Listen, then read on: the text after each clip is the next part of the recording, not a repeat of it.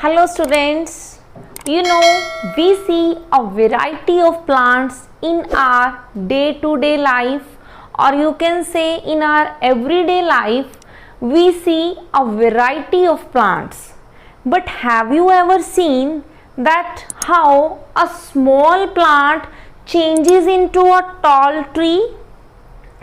Isn't growth occur in plant at very fast rate than the animals? So dear student, I just want to say that growth in plant is allowed only in the certain regions. And where is the growth allowed? Growth is allowed in those areas particularly depending upon the dividing capacity of the plant tissue, okay, or the plant part. So on the basis of the dividing capacity of the plant tissue, they are of two types. One is the dividing tissue and the other is the non-dividing tissue. So dividing tissue, it is also known as the meristematic tissue, and the non-dividing tissue is known as the permanent tissue. So today in this class we will study only about the meristematic tissue. So to understand the exact meaning of the meristematic tissue or the concept of the meristematic tissue, let us perform an activity. So let's start with the activity. So let us consider 2 jars full of water. Then take 2 onion bulbs of same size. Then a pair of scissors. Then keep the 2 jars on the table and place after filling both these jars with the water, keep the onion bulbs on these 2 jars. Then label it as A and B. Then observe it for 3 days. What you will observe? You will observe root tips will grow. Then cut the root tips of the onion bulb placed in the B. Okay. Then again placed in the jar. Dip the root inside the jar. Then observe it after 6 days. Then what you will observe? In which case the growth will be maximum? So you can observe here that in the jar A, growth of the root tip is more as comparison to the B. So here question arises that something is absent, and how it is absent? Because when we cut the root tips, then something got removed from the root tip, and that was what? That was the tissue, and that dividing tissue is the meristematic tissue. So dear student, from this activity we learnt that the dividing tissue is here known as the meristematic tissue. So let us start with the study of meristematic tissue. So dear student, if we talk about the meristematic tissue, then meristematic tissue, meristematic, this term arises from a Greek word. That word is maristosis. That word is the maristosis, and maristos or maristosis. Maristos means to divide. Maristos means to divide. So that's why the tissue is here known as the meristematic tissue. Is that clear? So if we have to define the meristematic tissue, then what is the definition? So let us write the definition. So let's write. So meristematic tissue, these tissues, so you have to start, or you can here you should start with the meristematic tissues. So meristematic tissues are the tissues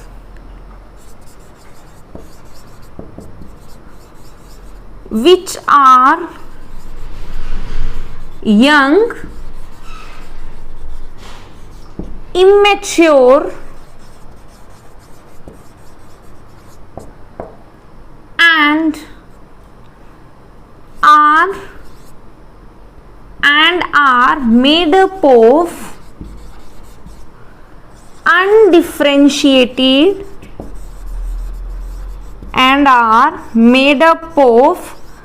undifferentiated cells which divides throughout their life. So what do you mean by the meristematic tissue, dear? Meristematic tissue are those tissues which are made up of young, immature and undifferentiated cells which divide throughout their life.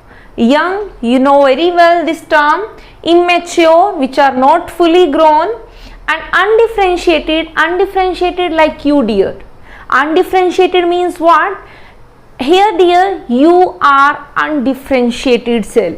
How? Because at this stage you don't have any specific job, you are just growing up. But whenever you become fully mature, then you perform specific function, or you can say here the job. Like someone becomes a teacher, someone becomes a doctor, someone becomes an advocate. In the similar way, meristematic tissues, they are made up of undifferentiated cells. Okay, so that's why in the previous video I told you that permanent tissue arise from the meristematic tissue, because after 1 hour they get fully mature, they become permanent ones. Is it okay? So this was the exact meaning of the meristematic tissue. Okay, so if we talk about the characteristics of the meristematic tissue, then now let us start with the characteristics of meristematic tissue. So meristematic tissue, students, if we talk about the characteristics, then meristematic tissues, these tissues, first of all, they have thin and flexible cell wall. Then they have thin and flexible. Flexible, as I told you, flexible means which can be bent in any way but can't be broken. Okay, so flexible and thin cell wall. And the second one, they have prominent nucleus. Big nucleus. So why they have prominent nucleus? Because cells of the meristematic tissue, they divide throughout the life. So that's why they have nucleus. And the third and the most important characteristic is that they lack vacuole. And if you are really connected with the biology, then in the first chapter, whenever we study about the plant cell, then I told you that whenever we discuss the structure of the plant cell, then I told you that there is present a large vacuole in the plant cell. But now, as I am here writing that they meristematic tissue, obviously meristematic tissue is a plant tissue, but still here I am writing here they lack vacuole. So what is the reason? So a question should be arise in your mind that why they do not have vacuole. So dear student, meristematic tissue, as we know, these are the dividing tissue. So they do not have any need to store the material like the food. Okay, so that's why they do not have vacuole, because also we studied the function of vacuole is the storage of the material. So that's why these are the dividing cell, so they lack, and also they are the immature cell, so that's why they lack vacuole. But whenever they become elongated, okay, then they acquire vacuole for the storage of the materials. Is that clear? So this was all about the characteristics of the meristematic tissue. So now, depending upon the location, the meristematic tissue, they are basically of three types. So what are the types of the tissue? So now our next topic is the types of meristematic tissues.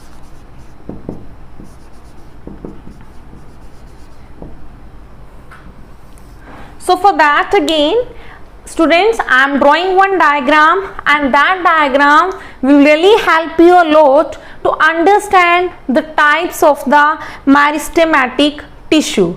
So this is the diagram which will clearly help you to explain about the type of meristematic tissue. So types of the meristematic tissue on the basis of location, this tissue is of three types. So what are these types? One is the apical meristem. Apical student, as the name indicate, the tissue which is present at the apex, this one. So the tissue which is present at the apex is called the apical meristem. The tissue which is present at the tip of the plant, and tip of plant part, at what plant part? The growing plant part. And what are the growing plant part? These are basically the root part and the shoot part. So apical meristem, it is present in the growing tip of root and also the shoot. For example, student, if we consider the example, then what you observe, this is the say seed. You grow the seed into the soil. This one is the soil. Say this is the soil. And what you observe from the soil, from the seed, inside the soil, the root, they starts growing. And above the soil, which portion will grow? The shoot will arise. So this is the shoot, and this portion is called the root. So you see that certain plants, or some of the plants, their roots are deeper. Okay, so how? So you can say which tissue here cause the roots to grow deep inside the soil? That tissue is called the apical meristem, which is here, you can say, which is present here at the tip of the roots. And also the shoot elongates. Some plants, they have maximum height, they are tall, that is due to the apical meristem present into the shoot. Okay, so apical meristem, as you know, this one is the first part, which is the first type, which is the apical meristem. Okay, so apical meristem, now where is the location of apical meristem? At the growing tip of root and also the shoot or stem. And the next one is function of the apical meristem, then they increase the length of the plant. From root also the shoot will arise. So that's why apical meristem is responsible for the increase in length of the plant. Okay, so the next one, the tissue which lag behind the apical meristem, and you can see here that these are the leaves. Say these are the leaves, and from a certain areas, say this is a certain node. This swelling portion, this portion is called the node. And from the node, you see the leaves, they are arising. And also at the, you can say at the base of the node or the internode or the leaf, the another meristem is present, and that meristem is known as the, this one, this meristem is known as the intercalary. This meristem is called the intercalary meristem.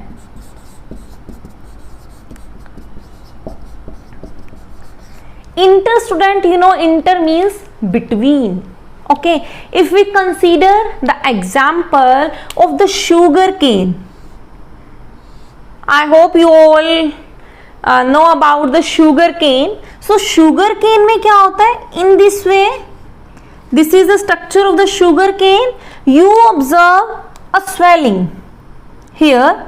This bud one, this is also called the node. Okay, and in between also this is the node. In between the node there is present the internode.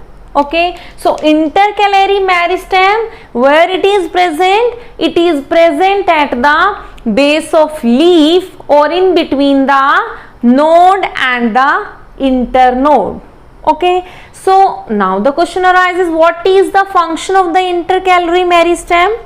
So I think so, have you ever seen that the cow and also the goat, they graze the grass and they also eat the upper part of the leaf, and small leaf they left behind, and those small leaf they again grow up. Then which tissue is responsible for the growing of those cutted leaf?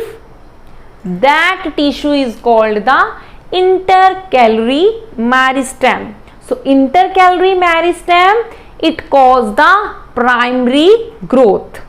Okay, and the third one also, you see that some of the plant they have the maximum height, and they have, in this way they have a broad base and maximum height. Okay, so their base is too broad, so that's why there is one another tissue which is present at the sides of a plant, and the tissue which is present at the side of a plant, that is called the lateral meristem. That tissue is called the lateral meristem. So what is the location again here? So lateral meristem is present on the other sides of a plant. Now what is the function of the lateral meristem? It increases the girth, or you can say the diameter or the width of plant.